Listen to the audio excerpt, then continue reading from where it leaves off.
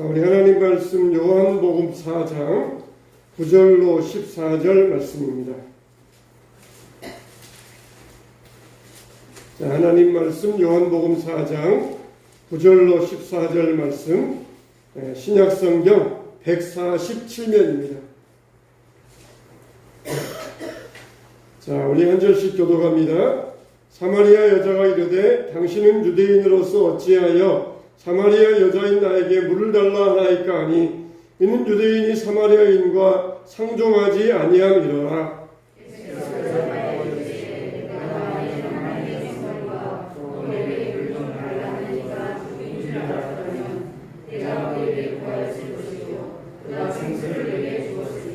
여자가 이르되 주여 물기를 그릇도 없고 이 물은 깊은데 어디서 당신이 그 생수를 얻겠사옵나이까?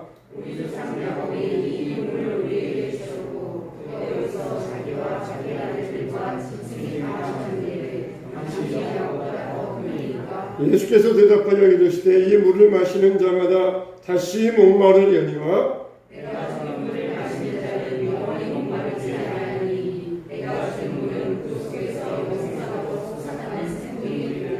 아멘. 여러분들은 왜 하나님을 섬기고 왜 하나님 앞에 나오고 계십니까? 하나님은 전지전능하신 분이다. 그렇죠. 하나님은 천지와 만물을 지으신 온 우주의 창조자이시다. 그렇죠. 그렇기 때문에 하나님이 힘이 많으시기 때문에 하나님이 모든 일을 하실 수 있기 때문에 내가 하나님 믿습니다. 그렇게 말하는 것은 한 30점 정도 돼요. 30점 정도. 정말 우리가 하나님 믿는 이유는, 가장 큰 이유는 뭐가 있습니까? 바로 하나님은 사랑이시기 때문입니다. 할렐루야. 하나님은 사랑이시기 때문에 그렇습니다. 아무리 자기 배 아파서 낳은 자식이라 할지라도 정말 예쁜 짓 하면 더 사랑스러워요.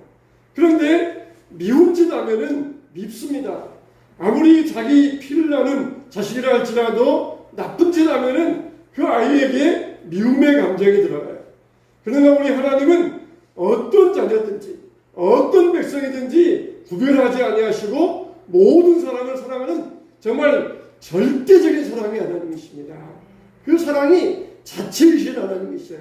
절대적인 무한한 사랑을 가지신 우리 하나님이십니다. 우리는 바로 이 사랑의 하나님이기 때문에 하나님을 섬기지 않을 수가 없어요. 힘이 많아서 그런다. 그러면은 우상들 가운데도, 미신들 가운데도 얼마든지 힘이 있다고 주장하는 그런 헛된 신들 가운데도 그런 신들이 있습니다. 그러니까 우리 하나님은 절대적인 사랑의 하나님이셔요. 우리가 도대체 무슨 짓을 하든지 어느 곳에 있든지 우리 잊지 아니하시고 버리지 아니하시는 완전 무견의 사랑의 하나님이십니다. 예수님께서 한 번은 예루살렘에서 내려가시다가 수가라고 하는 성에 들리게 되었습니다. 그 수가성 사마리아라고 하는데 사마리아 지역 안에 있는 수가라고 하는 동네가 있어요. 사마리아라고 하는 지역 안에 수가라고 하는 동네에 예수님께서 진행에 피곤하셔서 잠시 우물가에 앉으셨습니다. 그런데 이것도 다 예수님께서 다 각본에 짜여진 일대로 진행되어졌어요. 사랑의 예수님께서 그 멀고 먼 길, 대개 그 당시에 유대인들은 이 유대 지역과 갈릴리 지역이 있는데 그 중간에 사마리아 지역이 있어요. 그러면은 유대에서 갈릴리로 가려면은 멀리 돌아갑니다. 왜 그렇습니까? 사마리아인들, 저들은 개와 같은 자들이다. 만일 길에서라도 만나면은 재수 없다. 그래가지고 멀리 돌아서 갔어요. 근데 예수님은 사마리아로 가로질러서 갔습니다. 그래서 수가라고 하는 동네에 들어가시고 우물가에 앉으셨어요. 이 모든 것이 다 예수님의 각본 안에 있어요. 그때 한 여인이 우물가에 물을 기울여 나오실 줄 알고 예수님은 그 정확한 시간에 정확한 장소에 가셔서 그 여인을 기다리고 계셨던 것입니다. 무엇 때문에? 사랑하셨기 때문에. 정말 이 여인은 일반 사람들조차도 거들떠보지 아니하는 그런 천한 여인이었습니다. 남편이 5이나 있었고 지금도 6번째 남자와 사는데 얼마나 동네 사람들에게 따돌림 받았던지 뜨거운 낮에 대개 우물에 물을 길러 오르면 시원한 아침이나 저녁에 얼른 와서 길고, 그리고 더울 때는 집에서 지내는 게 상식입니다.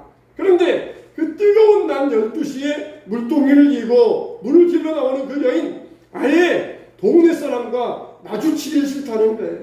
마주치면은 어떤 모욕을 당하고 무시를 당하고 조롱을 당할지 모르니까 마주치지 않기 위해서 집에만 가만히 있다가, 그리고 뜨거운 낮에 사람들이 돌아다니지 않은 그 낮에 나왔던 것이에요. 근데 예수님은 이 여인을 찾아오셔서 이 여인을 만나주십니다. 마치 여리고성의 기생 라합 같은 여인이에요. 여리고성의 기생 라합, 얼마나 천한 여인입니까? 근데 여리고성에서 누가 구원받습니까? 다 멸망받지만 오직 기생 라합만 구원받아가지고 다윗의 조상이 될 수 있었던 것이에요. 이와 같이 예수님께서는 특별히 여인들에 대한 사랑이 제격하셨습니다. 성경에 보면은 여인들에 대한 이름이 많이 나오는 것을 볼 수가 있어요. 여러분, 이와 같이 이런 사랑을 베푸신 경우가 역사에 어디 있습니까? 공자가 그랬습니까? 석가모니가 그랬습니까? 마호메시 그랬습니까? 역사에 이런 경우는 없어요. 전능하신 하나님 아들 되신 분이 그 천한 여인을 사랑하셔가지고 그곳을 지나가시면서 일부러 정확한 시간에 정확한 자리에 여인이 오실 것을 미리 아시고 그 여인을 만나주셨던 것입니다. 예수님께서는 거라사 광인도 찾아가셨어요. 거라사 광인, 이 미친 사람, 이 한 사람을 구원하기 위하여서 돼지 2,000마리를 몰살시켜버리셨습니다. 동네 사람들이 깜짝 놀라가지고 예수님이 우리 마을에 더 계셨다가는 우리 마을 재산 다 거덜나겠다. 예수님 빨리 우리 마을에서 나가주세요. 그럴 정도로 예수님을 거부했어요. 근데 보면은 성경 보면은 희한합니다. 어떨 때는 예수님께서는 너희들이 고침받았다는 것을 절대로 말하지 말아라. 그런 경우도 있어요. 근데 거라사 광인이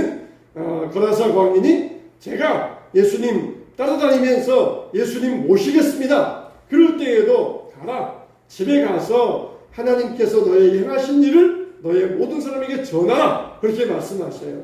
왜 그렇습니까? 예수님께서 조용하라. 그런 경우는 조용해도 사람들이 막 몰려와요. 조용해도 사람들이 막 때로 몰려와가지고 예수님 앞에 문전성시를 이룹니다. 근데 지금 이 거라사 광인에게는 집에 가서 전하라 그래요. 왜 그래요?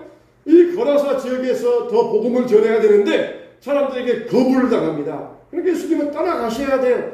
그러니까 너라도 여기 남아서 대신 복음을 전하고 하나님이 너에게 행하신 일을 증거해라. 그러면서 각자의 상황에 따라서 어떤 사람에게는 입단속해라. 어떤 사람에게는 열심히 전해라. 그러면서 각자의 상황에 따라서 그렇게 그들에게 명령하셨던 것입니다. 거라사 광인은 따라가겠습니다. 그래도 따라오지 마. 여기 있으면서 여기에서 네가 할 사명이 있는 거야. 여기에서 열심히 하나님이 너에게 행하신 일을 전파해서 이 사람이 무지해서 재물의 손에 안 보려고 날 쫓아내지만은 네가 여기 대신 있으면서 이들에게 말씀을 전하고 복음을 전할 사명이 너에게 있는 거야. 그러면서 따라오지 못하게 하셨어요.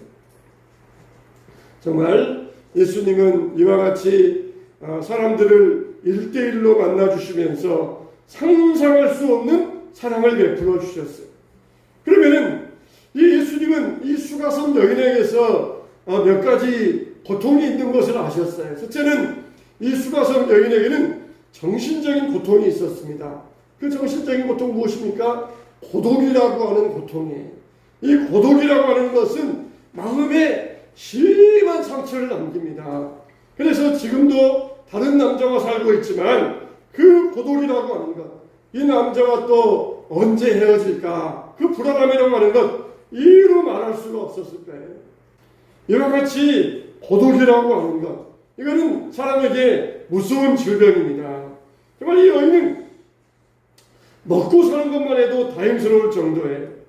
이렇게 이 여인은 아무도 없는 시간에 사람 만나면 기뻐해야 되고, 사람 만나면 즐거워해야 되고, 사람 만나면 재미있어야 되잖아요. 여러분 그렇지 않습니까? 만나면 얼마나 좋습니까? 만나면 서로 기쁘고 즐겁고 행복하고, 만남 가운데 아름다운 교제가 있고, 만남이 우리를 더욱더 활기차게 만들어주잖아요. 근데 사람 만나기가 싫은 거예요.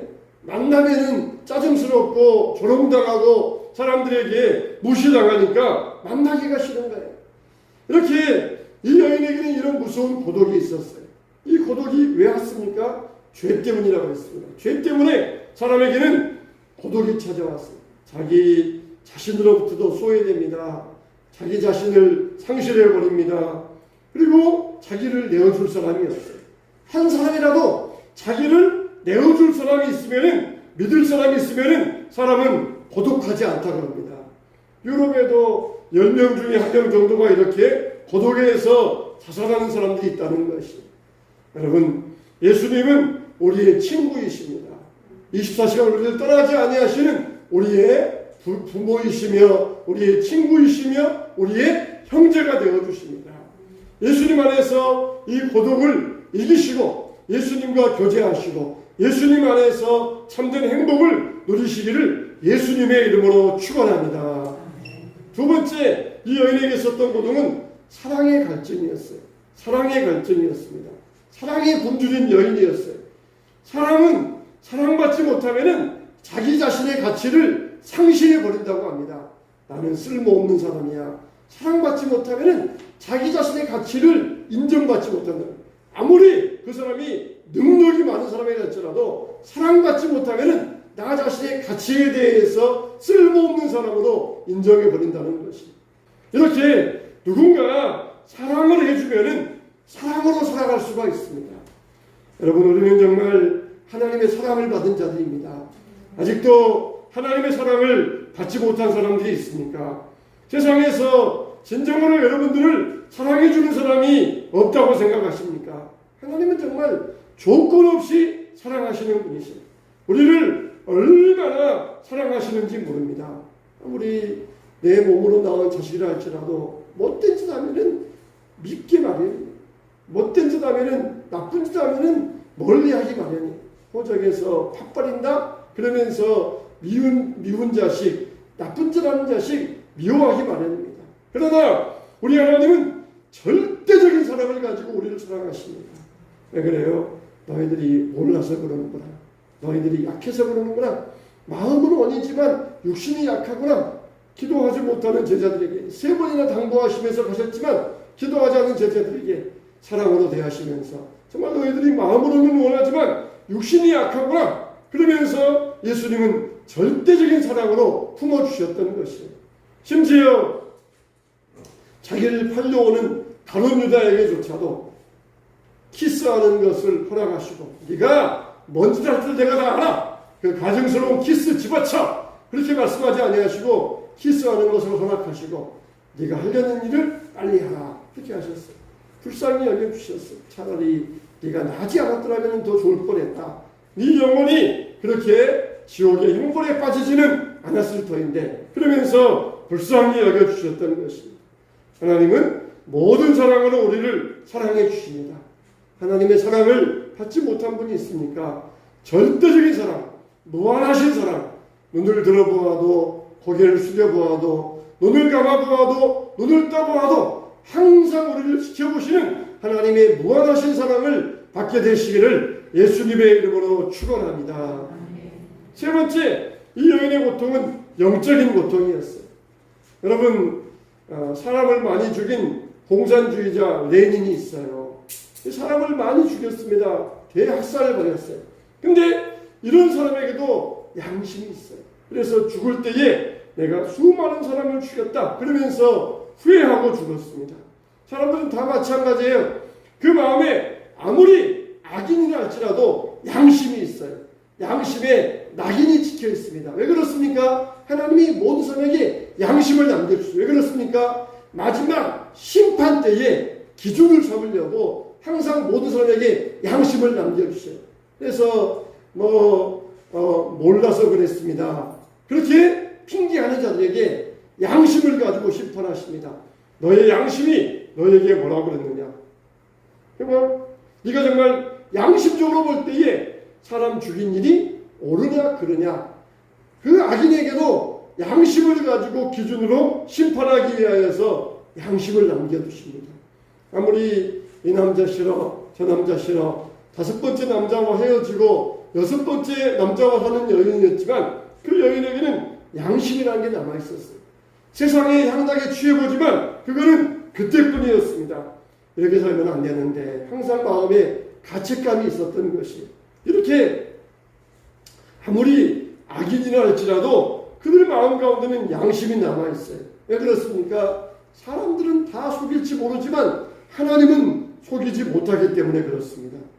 그래서 예수님께서는 이 여인에게 있는 양심의 고통, 영적인 고통의 그 고통을 아셨던 것입니다. 여러분 혹시 양심적인 가책이 없습니까? 이 수가성 여인, 나를 이 고통과 죄악에서 건져주실 분은 누구인가? 그러면서 예수님과 기대하지 않고 시작했던 대화를 그 끝은 여인에게 놀라운 변화가 일어나게 되었다는 것입니다.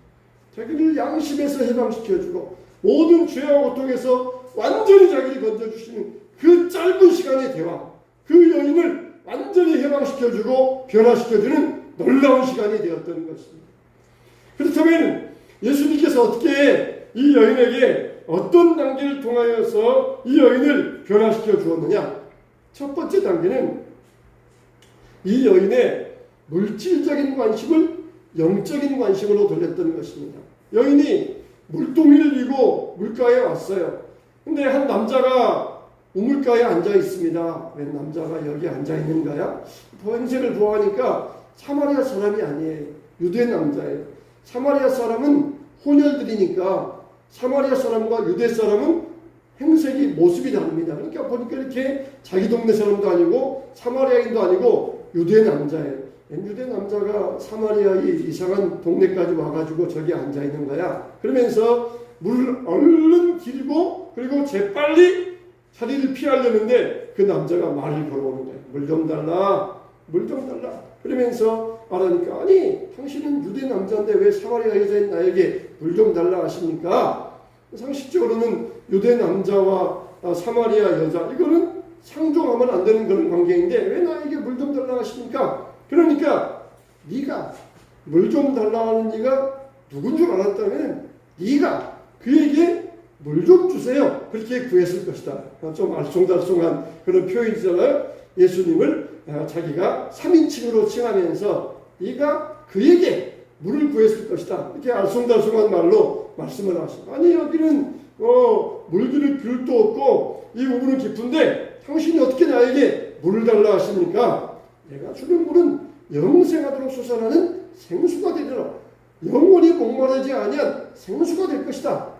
아니 그런 물 있으면 내게 주십시오. 그래서 귀찮게 이 우물에 물 길러 오지 않게 그런 물 좀 있으면 주십시오. 그렇게 이야기를 해요. 지금 이 여인에게는 물 길 다니는 상황, 이게 번거로웠어요. 그래서 한 번 마시면은 목마르지 아니할 그런 물이 있다 그러니까 귀가 번쩍 뜨였던 것입니다. 여인은 물질적인 물을 구했지만 예수님은 영적인 물을 주시겠다고 여인에게 말씀하셨던 것입니다. 여러분, 우리의 관심이 이와 같아야 됩니다. 물질적인 관심에서 영적인 관심으로 우리의 관심이 옮겨갈 수 있어야 돼요. 인생의 모든 문제는 무엇입니까? 다 돈 문제야. 돈만 있으면 해결돼. 돈만 있으면 끝나. 돈만 있으면 돼. 그렇게 말하지만 인생의 모든 문제는 물질의 문제가 아니라 영적인 문제입니다. 대장동에서 50억을 얻은 사람들이 있어요. 50억이라면은 이건 로또 복권 맞은 것보다 더 큰 액수입니다. 엄청난 액수예요. 근데 그 사람들은 뭐하고 있을 거예요? 지금은 다 후회하고 있을 거예요. 다 후회하고 있을 거예요. 차라리 하지 말 걸 다 후회하고 있을 것입니다. 인생의 문제는, 근본적인 문제는 물질적인 문제가 아니라 영적인데 인생의 근본적인 문제의 핵심이 있다는 것입니다. 여러분들은 물을 마실 때마다 여러분들 영적인 대로 여러분의 시선을 돌리세요. 밥을 먹을 때마다 영적인 대로 관심을 돌리세요. 그래, 사람이 떡으로만 사는 것이 아니라, 사람이 밥으로만 사는 것이 아니라 하나님 말씀으로 산다 그래서 밥을 먹으면서도 내가 물질적인 것, 육신적인 것, 밥을 먹지만 그러나 사람이 진정으로 살아가기 위해서는 생명의 말씀이 필요한 거야. 밥을 먹으면서도 여러분들이 영적인 대로 여러분의 관심을 돌리세요. 잠을 자면서도 마찬가지. 내가 피곤해서 자는 거야. 그러지 말고 꿈속에서라도 예수님 만나게 해주시고, 그리고 내가 내 육신이 잠들 때에 내가 영으로 주님 앞에서 깨어나게 해주시옵소서. 항상 우리의 모든 관심을 영적인 대로 돌릴 수 있어야 돼요. 왜 그렇습니까? 사람은 가만 놔두면 다 미끄러져 내려가게 돼 있어요. 세상으로 물질로 미끄러져 내려가게 돼 있어요. 우리가 영적으로 우리가 올라가려면 항상 물질적인 데에서 영적인 데로 관심을 돌려야만 됩니다. 물 한 잔 마셔도 내가 목말라서 마시는 것이 아니라 예수님이 주시는 생수를 마실 때 나는 영원히 목마르지 않냐면 내게 영생의 생수를 내게 마시게 해주시옵소서. 일을 할 때에도 내 영성이 살아나게 하시고 내 영혼이 부활되고 강건하게 해주시옵소서. 항상 우리의 모든 관심을 물질적인 데에서 영적인 데로 관심을 바꿀 수 있어야 돼요. 예수님은 한순간에 바꿔버리십니다. 물 좀 달라 그러시면서 이 여인의 관심을 물질적인 데서 영적인 데로 한순간에 바꿔버리셔요. 놀라운 변화가 일어나게 하십니다. 여러분의 관심이 어디에 있어요? 항상 그래도 지금도 앉아가지고 돈이야 돈 문제야 그러면서 여전히 영적인 말씀을 들으면서도 돈만 있으면 돼. 하나님 나에게 축복을 주시려고는 돈의 축복을 주세요. 그러면서 여전히 물질의 관심만을 가지고 살고 있다면 여러분의 관심은 당장 영적인 대로 돌려져야 될 것입니다. 그게 우리를 살리는 것이에요. 우리를 변화시키는 것이에요. 우리를 새롭게 하는 것이고 우리의 삶을 구원의 길로 인도하시는 것입니다. 구원은 여러분 단번에 이루어지는 것이 아니에요. 우리가 믿음으로 구원받았으면 그것을 계속해서 세상에서 하나님 나라로 물질에서 영적으로 계속해서 관심을 돌리면서 그래서 우리가 구원을 이루어갈 수 있어야 됩니다. 하나님이 주신 구원은 100, 우리가 이루어갈 야 구원이 100이에요. 이 100과 100이 합쳐져 가지고 얼마가 돼요? 100이 되는 것이에요. 100과 100이 합쳐지면 200이 아니라 하나님이 이루신 구원과 내가 이루어갈 구원 이게 합쳐져 가지고 그때서 비로소 100이 되는 것입니다. 우리가 이루어가야 될 구원은 아무런 관심이 없고 그냥 여전히 물질적인 관심과 세상적인 관심을 살아가면서 그러면서 내가 구원받을 것으로 여기면 안 됩니다. 두 번째 단계는 이 여인에게 자기 죄를 인정하도록 만들었습니다. 그런 물이 있으면은 내게 좀 주세요. 그랬더니 옛다 먹어라. 그러시는 것이 아니라 네 남편 좀 데려와봐라. 예수님께서 전혀 엉뚱한 질문하시면 네 남편 좀 데려와봐라. 여인이 얼마나 당황했겠어요. 물 이야기를 하다가 갑자기 남편 이야기하니까 굉장히 막 당황스러웠을 거예요. 그러자 하는 말이 나는 남편이 없어요. 남편 없어요. 하는 말이 툭 튀어나온 말이 그 말이에요. 예수님께서 맞다. 네가 하는 말 맞다. 참이 자기의 죄를 인정하게 만들잖아요. 야! 너 5명 있었고 그리고 너 집에 남자 있잖아. 그러면서 어디서 거짓말 하는 거야. 그렇게 말하지 않아요. 일단 인정해 주세요. 인정해 줍니다. 그래 네 말 맞다. 인정해 주세요. 그러면서 네가 다른 남자와 살고 있구나. 5명의 남편과 있었고 지금 6번째 다른 남자가 살고 있구나. 그러면서 숨겨있는 죄를 드러내십니다. 어디서 감히 나를 속이려고 그래. 다 알아. 응? 자녀들 그냥 책망할 때 어디서 속이려고 그래. 다 알고 있어. 그러면 책망하잖아요. 근데 일단은 예수님이 인정해 주시. 그래 네 말 맞다. 네 말 맞다. 인정해 주시면서 그러면서 여인의 죄를 들추어내서 아픈 상처잖아요. 수치스럽게 하지 아니하고 부드럽게 그래 네 말 맞다. 그러면서 인정해 주시면서 그러면서 여인의 상처를 건드리셨다는 것입니다. 왜 이 여인에게 죄를 건드리십니까? 회개해야 돼요. 생수가 들어오려면 막힌 데가 뚫려져야 됩니다. 막혀 있으면 생수를 주어도 공급이 안 돼요. 막혀 있는 것을 뚫리게 하기 위하여서 회개하게 하시고 죄를 인정하게 하시고 그래야만 그 여인에게 생수가 들어가는 것이에요. 이게 두 번째 단계입니다. 여러분 죄를 인정하고 있습니까?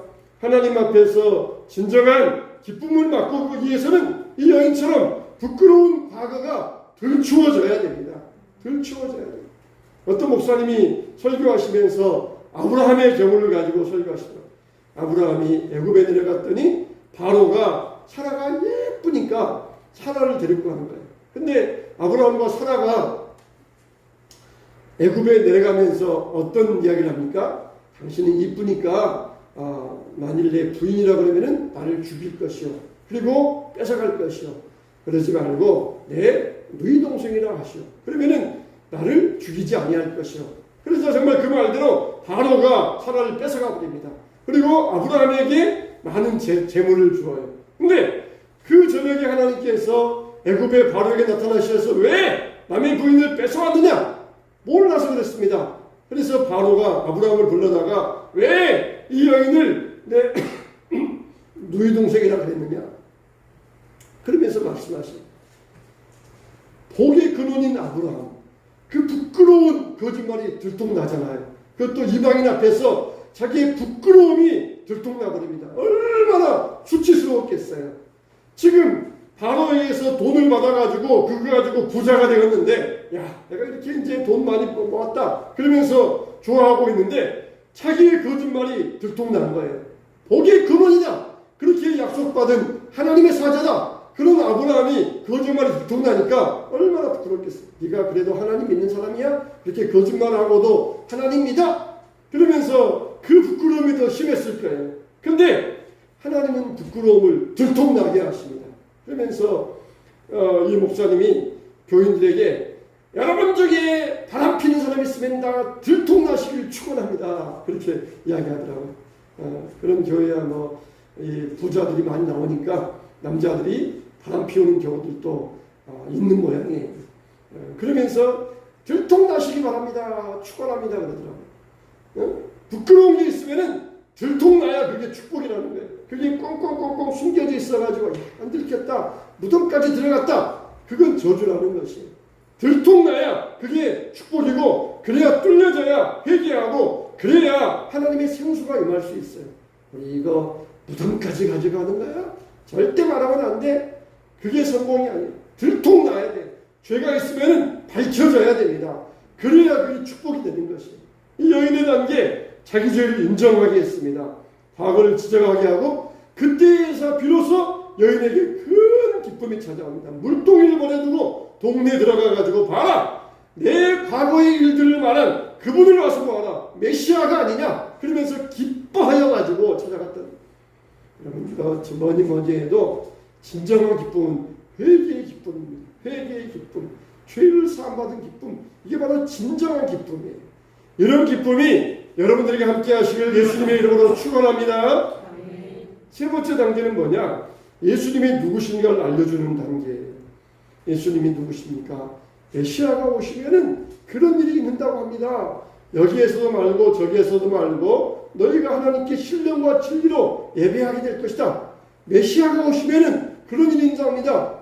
너와 말하는 내가 바로 크니라. 그러면서 이렇게 말씀하십니다. 여인이 그 말 듣자마자 기뻐하면서 눈이 번쩍 뜨이면서 바로 내 앞에 계시는 분이 그분이라고?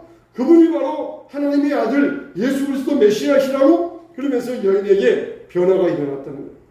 우리는 정말 예수님 만나야 됩니다. 할렐루야. 예수님 만나시기 바랍니다. 예배 가운데 오셨습니까?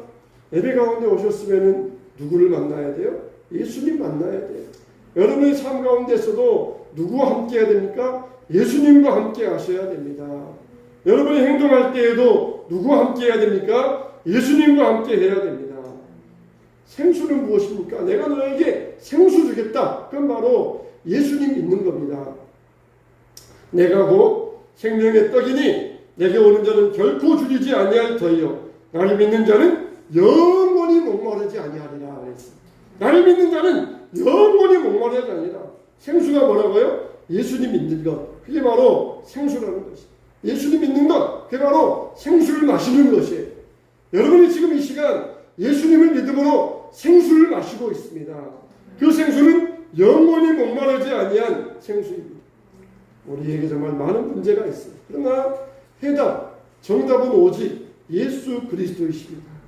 우리가 그냥 뜬구름 잡는 것처럼 정답만 얻어가시면 안 돼요. 해답을 가지고 가야 됩니다. 여인은 바로 인생의 해답을 알았어요. 여인도 이미 정답은 알고 있었어요. 메시아가 오시면은 이런 일이 벌어진다고 합니다.